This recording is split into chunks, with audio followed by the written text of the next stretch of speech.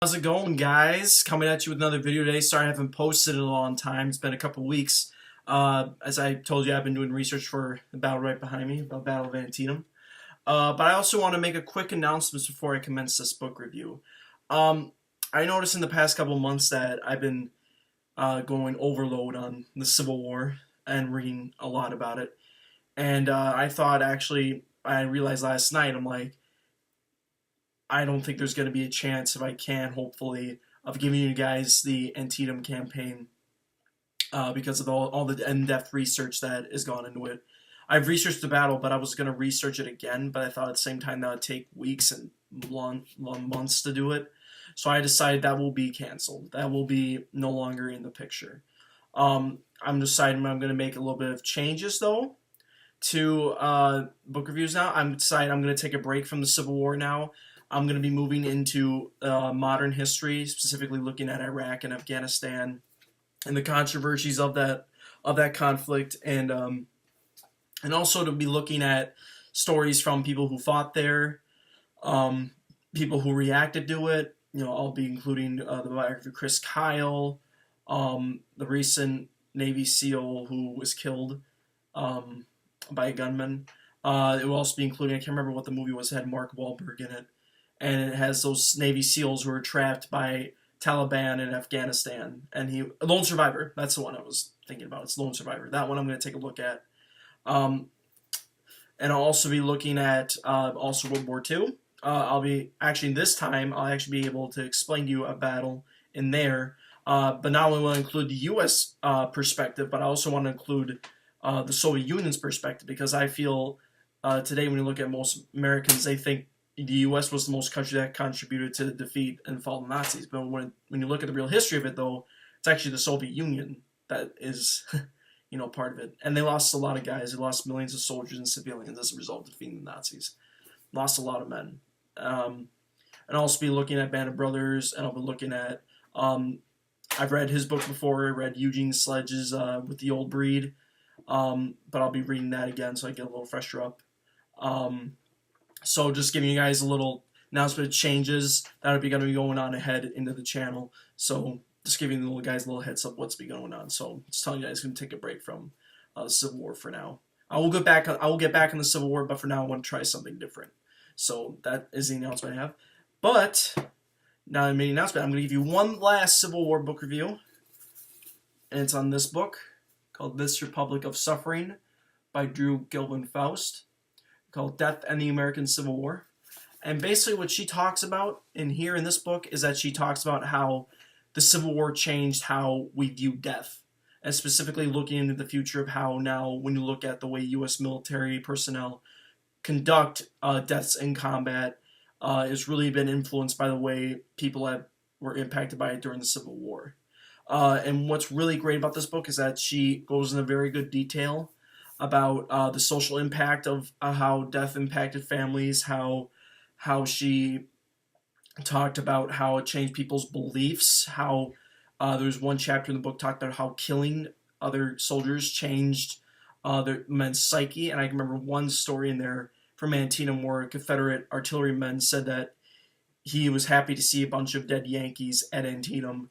And there was another story of a Union soldier who fought at Gettysburg and helped pursue the Army of Northern Virginia after Gettysburg back in Virginia, said he wanted to kill as many Rebs as possible.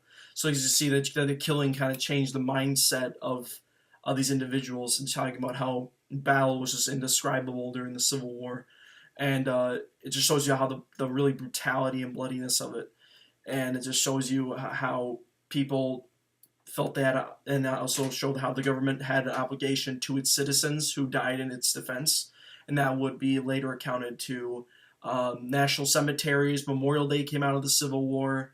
Arlington National Cemetery, Gettysburg National Cemetery, Antietam National Cemetery, those all came out of the Civil War as a result when the war ended, because when the war ended, they had to account for finding the missing remains of soldiers who were killed in the South, and also on the same part of the South, right, to find remains of Confederate soldiers. And that really inspired the movement today, where recently, I don't know if you guys heard about this story, but they recently found remains of a Marine who was killed at Tarawa during World War II, and they found his remains and they brought him home. And that's basically what they did during the Civil War, and specifically trying to find those remains so that their loved ones can finally have a memorial to them and such. And so it just really goes in depth about how just how bloody and brutal this era was, and especially when she talked about Antietam, when she talked about in one of her chapters called Burying, talked about how they dealt with people's remains. Excuse me. And then this way after that, and when I remember when I was there in Antietam, they said there were bodies everywhere. There were bodies everywhere on this battlefield. Especially, you can see my little background here. There's a little place called the Sunken Road, and there were bodies piled on top of one another, where there was fierce fighting in that area, and there were burial trenches on each side of this road here in the little painting that you see. So it's very gruesome. It's very bloody, and especially now when you look at how, I'm trying to think here. There's a little bit of things that I try to forget and try to say. Anyway, basically when you look at the way death impacted people, it kind of shows you how they dealt with the remains. After this battle, they said there were sometimes half of them, the Union soldiers would be buried, but the Confederate soldiers would be buried in trenches. And I remember one Union account after Shiloh that could apply to Antietam here was that he said they dug holes and they just threw them in like dead cattle. So it just shows you that when they did the burying after battles, they would just do it quickly and try to get over with because they knew it was a gruesome thing to deal with. And especially over one regiment who was in the reserves at the Battle of Antietam said, "Oh, hopefully we don't get buried dead." And guess what? They got the detail of burying the dead after this battle. That would have to suck, really suck. And so he bought whiskey and alcohol for his men because he thought that would help them do the job better. But there was another very gruesome part of it too, where they thought in order for the work to go faster, one group of soldiers threw a bunch of 58 dead Confederate soldiers' bodies down a farmer's well at Antietam. That was really, if you could imagine that farmer coming back and seeing 58 dead bodies in his well, I would have been irate. And I would have been just horrified at what they were doing. But it just shows you how the burial and the maintaining of remains kind of was of the importance of trying to make sure that these guys and their self-dignity were preserved, because that's what she talks about, is that their dignity and their identity as people. One soldier said he was scared. One thing he was scared of was he would be left out to die. Remains were lost in a faraway place where nobody can be there to respect that. And like that, once on Civil War battlefields after they were done, they would bury them just on the field where they fallen. There were no national cemeteries at that time. It just shows you how really unprepared, not only just for the medical field, but just for the whole entire country. They didn't expect death on this scale at all. And especially now when you looked at First Battle of Bull Run, Battle of Shiloh, Battle of Pea Ridge, Battle of Antietam, Battle of Gettysburg, Spotsylvania Courthouse, Cold Harbor, etc., etc. You can name, all the rest of the Civil War battles. And also just talked about how, kind of realized how the reason why the South is obsessed with the war was because a third, I think it was 1/5 of the white population of the South who were soldiers died in the conflict. That's half of the population in the South. So as you can see, that's why there's so many memorialization of Confederate monuments in and around these areas. And so that's why with the death things, after the war, the Union reburial movement kind of didn't really involve Confederate soldiers in that. So Southern societies set up their own individual efforts, and they helped collect remains of Confederate soldiers and bury them. As you talk to them more about how they were more political and how it kind of pertained to the lost cause mythos of the Civil War and how they tried to rewrite their history. So it really they really did it more for political reasons and also honoring the slain at the same time. So it shows you how that death kind of just influenced everybody. And it also came into account with, identifying the dead. And that was another thing in of itself. So half of Civil War soldiers were unknown. And so, and you can see that's very shocking that half of them were unknown. It makes you question your beliefs a little bit, and maybe question me a little bit.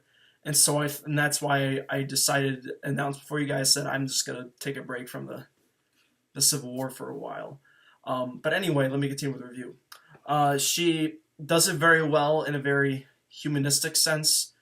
She focuses on individual stories rather than on the big story. Well, she does focus on the big stories like Abraham Lincoln losing his son to typhoid fever, but she also focuses on the individual soldier stories and family stories of how this war impacted everyone in such a specific way, especially in the South.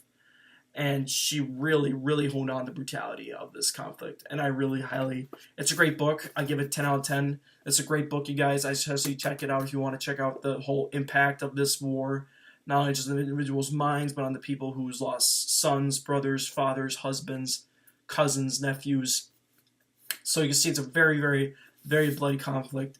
And now, one thing she talked about, though, is, and this is from 2008, she was accepted number 620,000. Now, historians are calculating today, that it's actually higher, around 750,000. So that today would account for about 7 million lives killed in the whole entire U.S. population. So as you can see, the war is actually becoming a lot more high cost.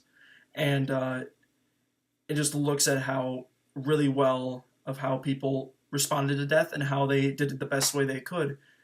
And is to see, and if you get a chance to read the book, it talks to you about how the U.S. Sanitary Commission, the Christian Commission, any commission in the North and South were doing their best they can to identify the dead and do accurate record keeping so that they can inform their families or next of kin where their loved ones were died of combat or disease. And as you can see today, it's a lot more organized now that we have the invention of dog tags. Dog tags at the time were not actually known. Some soldiers would write their little pieces of paper. They write their name. And there are very famous stories where at Cold Harbor, before the big bloody assault the Union was going to make, officers noticed soldiers writing their names on a piece of paper before they go out, because some of them knew that they were going to die out in that field, so that they wanted to make sure that they were identified when the killing was over. So it really goes on to that too, and also talks about really interesting too how it wasn't just like writing names on a piece of paper. They also had little badges that you can script your name and company and regiment on, so that when you were killed, you can go and once the person finds your body, they can identify you, saying this is so and so company A, say John Matthews, company K, 6 Wisconsin, killed here, So it's a very, very, very interesting way how they tried to reorganize, but some of them were incomplete, and as she really explains very well in that instance. So, but that's my book review, you guys. So I really hope you guys get a chance to check this out. It's also a PBS documentary called Death in the Civil War. It's a very good documentary.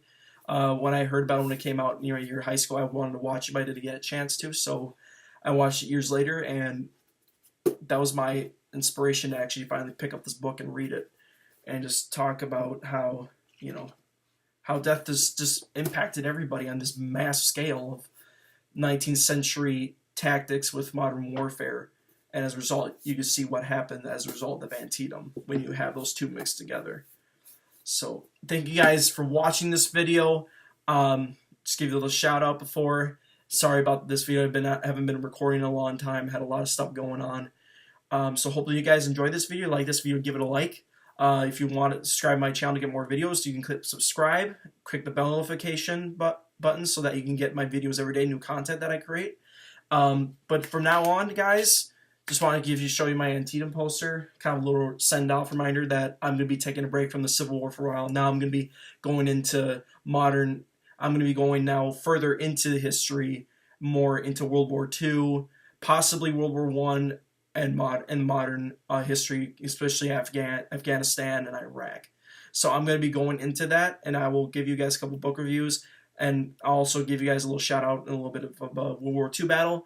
It depends on what battle it was, either specific or in the European theater. But I will also include international history too. In World War II, I'll be talking about, hopefully I can talk about the Battle of Stalingrad, because that was a very important battle in World War II that helped stem the tide of defeating the Nazis. And I'll also be talking about, I think, the Pacific War, where where I think some of the most brutal fighting of any conflict took place. And so I'll be talking about that a lot. So just wanted to give you guys a little shout out of the new changes that I wanted to go.